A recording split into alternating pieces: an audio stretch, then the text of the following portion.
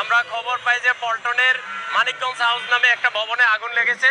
তো আগুন মেসেজ পাওয়ার সাথে সাথে আমাদের নিয়ারেস্ট ফায়ার স্টেশন সিদ্দিক বাজার ফায়ার স্টেশন থেকে আমাদের 2টা ইউনিট প্রথম আসে।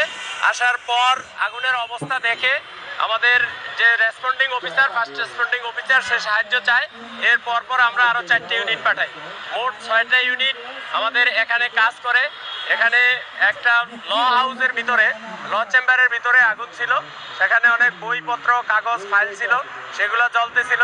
এবং আমাদের এই ইউনিটগুলো আসার পর সম্মিলিত প্রচেষ্টায় আমরা আগুনটাকে 10টা 30-এর সময় আমাদের নিয়ন্ত্রণে নিয়ে আসি।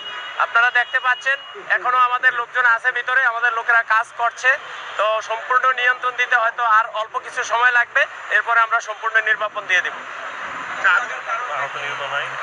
আগুন লাগার কারণটা আমরা এখনই বের করতে পারিনি, কারণ আমাদের লোকজন এখনো কাজ করছে। আমরা এখনো আগুন নিভাচ্ছি। আগুনটা নির্বাপন শেষে আমরা কারণ খুঁজে বের করব। আর এই আগুনে কেউ আহত বা নিহত হয় নাই।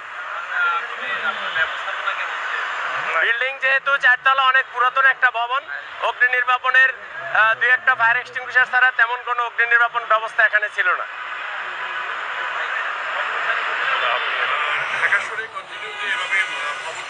আমরা আগুন দেখতে পাই বিভিন্ন কারণে, এই সূত্রপাত কেউ বিদ্যুতের কথা বলে কিনা, এর জন্য কি ভবন কর্তৃপক্ষ অবহেলাকে দায়ী করছেন কিনা? আপনাকে ধন্যবাদ। আমরা আমাদের যত আগুন লাগে, এই আগুনের আমরা 35 থেকে 40% আগুনই বৈদ্যুতিক গোলযোগের কারণে লেগে থাকে। এটা হলো, আমরা যদি সচেতন না হই তাহলে এটা কিন্তু কন্টিনিউয়াসলি আরও বাড়তে থাকবে।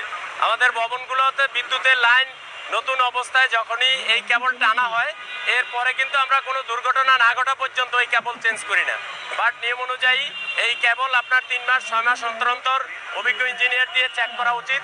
সকল ভবন, হাইরাইজ ভবন হোক, ছোট ভবন হোক, যদি কোনো ত্রুটি বিচ্যুতি থাকে তখন এটা মেরামত করা লাগে। বাট আমরা এই কাজটা করি না। আপনাদের মাধ্যমে সবাইকে অনুরোধ জানাচ্ছি, সকল বিল্ডিং বা ভবন মালিকদের, যাতে এই কাজটা নিয়মিত করে।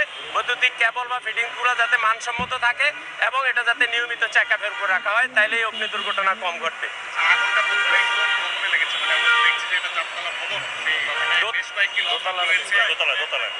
দোতলায় ল চেম্বারে আগুন লেগেছিল।